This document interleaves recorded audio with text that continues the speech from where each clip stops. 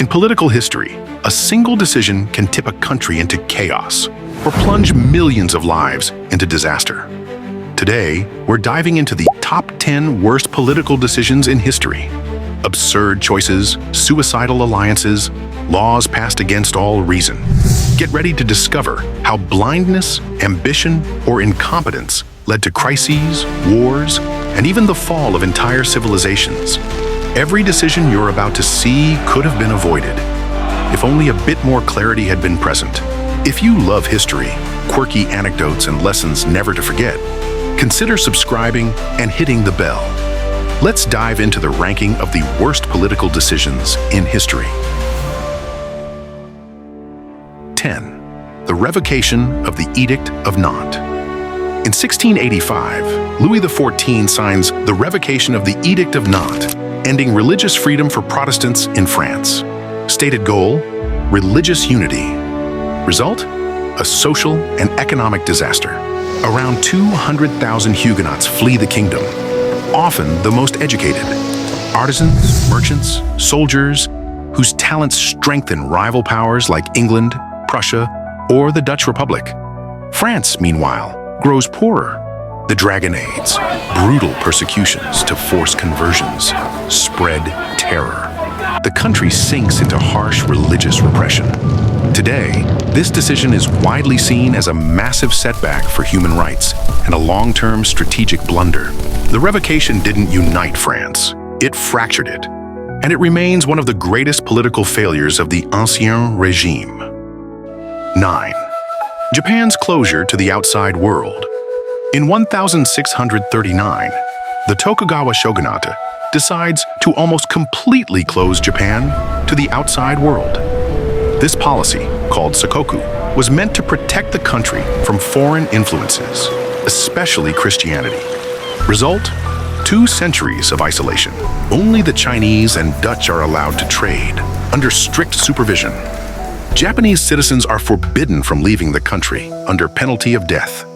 While some see this as a period of internal stability and relative peace, others highlight the cost: technological lag, economic weakening, and a brutal shock when American ships forced the country open in 1853. As Europe enters the industrial age, Japan remains frozen.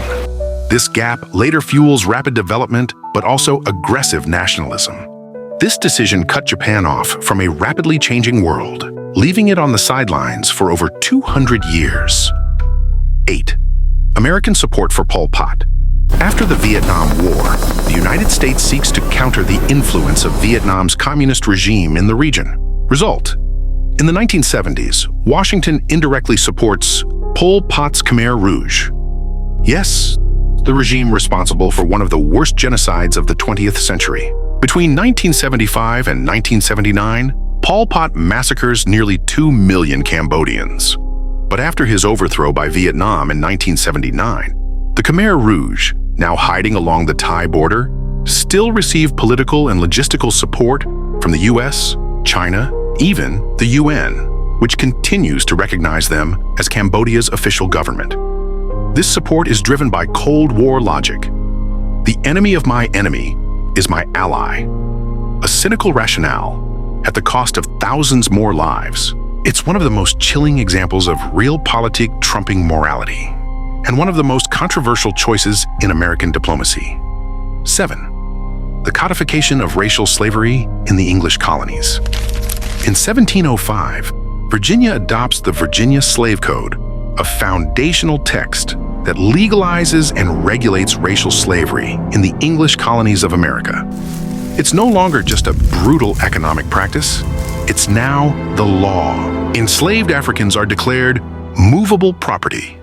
They have no rights, their children are born enslaved, and any attempt to escape is punished with barbaric cruelty. This system fuels the wealth of plantations, ports, and soon the entire American economy. In the process, it creates a racial divide still visible today. Legalizing racial slavery laid the foundation for systemic oppression that persisted well beyond abolition in 1865. This legislative choice didn't just enable slavery, it locked it in place, and it remains one of the darkest cornerstones of American history. 6. Nazi Germany's rejection of modern physics. In the 1930s, the Nazi regime rejects parts of modern science, particularly quantum physics and relativity. Why? Because they're associated with Jewish scientists like Einstein. Result? Jewish physics is discredited in favor of an ideologically compliant but scientifically empty Aryan physics. Brilliant researchers are driven into exile. Einstein, Szilard, Bethe, and others flee to the United States or the United Kingdom. Germany loses a generation of top physicists just before the nuclear research boom. Meanwhile, the Allies launched the Manhattan Project, leading to the atomic bomb. Germany, hampered by internal rivalries and absurd dogmas, stalls in its research. By sacrificing scientific truth for propaganda, the Nazi regime not only crippled its own power, but indirectly strengthened its enemies. A major strategic error, driven by racial obsession. 5. The Ukrainian Great Famine. In 1932, Stalin launches a brutal offensive against the Ukrainian peasantry. Goal: enforce land collectivization and crush any hint of independence. The chosen tool? Famine. The Soviet state demands unrealistic harvest quotas. When peasants can't meet them, authorities seize everything: wheat, potatoes, seeds, even winter reserves. Brigades search houses and attics. Animals are slaughtered or requisitioned. Thousands of villages are placed on a blacklist. No more supplies, no more trade. Ukraine's borders are sealed. No one is allowed to flee. At the same time, all humanitarian aid is blocked. The result? Entire families starve to death. Some resort to cannibalism. Approximately 4 million deaths, according to the most common estimates. Officially, the USSR denies everything. It even continues to export grain abroad to showcase its economic success. In the West, many observers turn a blind eye or relay Soviet propaganda. The debate remains open on the term genocide, but the facts are undeniable. This famine was deliberately engineered by the Soviet regime. 4th, non-intervention in the face of Hitler's rise. When Hitler takes power in 1933, his intentions are far from secret. Mein Kampf already outlines his program: rearmament, territorial expansion, racial hatred. Yet for 6 years, Europe's major democracies choose not to act. In 1936, Hitler remilitarizes the Rhineland, violating the Treaty of Versailles. No reaction. In 1938, he annexes Austria. Diplomatic silence. Then comes Munich. France and the United Kingdom cede the Sudetenland to Nazi Germany, believing it will prevent war. Churchill sums up this moment with a chilling phrase: "You had the choice between war and dishonor. You chose dishonor, and you will have war." Why this inaction? Fear of another world war, the economic crisis, popular pacifism, and the underestimation of Hitler. Some leaders thought they could contain him, a grave mistake. Meanwhile, Germany rearms at breakneck speed, prepares its offensives, and radicalizes its ideology. Non-intervention didn't restrain Hitler. It emboldened him. Many historians agree. A firm response earlier, even without war, might have halted the spiral. Instead, this inaction led to the Second World War. 3. The Great Leap Forward. In 1958, Mao Zedong launched the Great Leap Forward, a radical plan to transform rural China into an industrial superpower. The idea? Collectivize land, create people's communes, and produce steel on a massive scale, even in villages. The result? A human and economic disaster. Peasants were forced to abandon their land and tools. They were made to melt down pots and utensils to produce unusable steel. Meanwhile, harvests collapsed, but local officials lied to the authorities to save face. As a result, the state requisitioned food based on fabricated figures, leaving rural areas with nothing. Between 1959 and 1961, China was struck by a massive famine. Estimates vary, but 15 to 45 million people died. Some historians describe it as the greatest man-made disaster in peacetime. Mao refused to admit failure. All criticism was suppressed. Ideological blindness, combined with the fear of contradicting the regime, turned a utopian project into a national nightmare. The Great Leap Forward was meant to propel China toward modernity. Instead, it plunged the country into one of the worst tragedies of the 20th century. 2. The refusal to reform the Ancien Régime. On the eve of the French Revolution, the kingdom was in crisis. Colossal debts, famine, crushing taxes, but only for the Third Estate. The nobility and clergy were largely exempt. Several reformers tried to change things: equal taxation, abolition of privileges, reduction of royal spending. But each time, the aristocracy blocked reforms. The parlements, dominated by nobles, rejected change. King Louis XVI hesitated, yielded, then backtracked.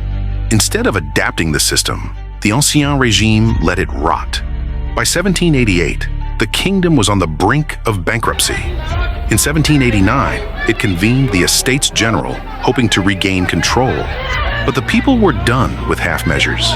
The elite had ignored the warning signs for too long. The revolution erupted.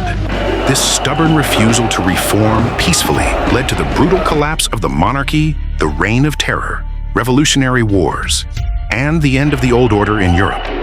Historians and economists agree, reasonable reforms earlier could have prevented the explosion. Instead, the elite's inaction precipitated their downfall, a textbook case where refusing to change cost far more than change itself. 1. The failure of the Marshall Plan in Eastern Europe.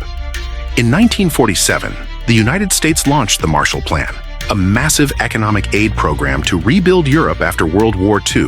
Official goal: revive growth. Strategic goal: contain communism. The initiative was a success in the West, but a total failure in the East, because initially the plan was offered to all European countries, including those under Soviet influence. But Stalin saw it as a direct threat. He ordered Eastern European states to reject American aid. Some governments, like in Prague, were interested, but Soviet pressure forced them to back down. The consequences? Monumental. While Western Europe bounced back economically, the East sank into stagnation. No modernization of infrastructure, no rapid reconstruction, no industrial revival. Shortages became chronic. Living standards plummeted. Entire countries remained frozen in the post-war era for decades. The result? An impoverished Eastern Bloc, technologically backward, plagued by inefficiency and popular discontent. This gap fueled the uprisings of 1956 in Budapest, 1968 in Prague, and the eventual collapse in the late 1980s. The rejection of the Marshall Plan, driven by Stalin's strategic paranoia, didn't just solidify Europe's division, it condemned millions to live under authoritarian, impoverished regimes, cut off from global progress. And that's it for the top 10 worst political decisions in history. Choices that disrupted millions of lives, altered the course of history, and might have been avoidable. Which decision do you think also deserves a spot on this list? A poorly launched war? A catastrophic reform? A historic betrayal? Let me know in the comments. Your opinion matters. Thanks for watching this video to the end. If you learned something or enjoyed the content, consider leaving a like. It's a small gesture for you, but it helps me immensely in delivering quality content. See you soon for a new video, and never forget, history doesn't die as long as we keep telling its stories.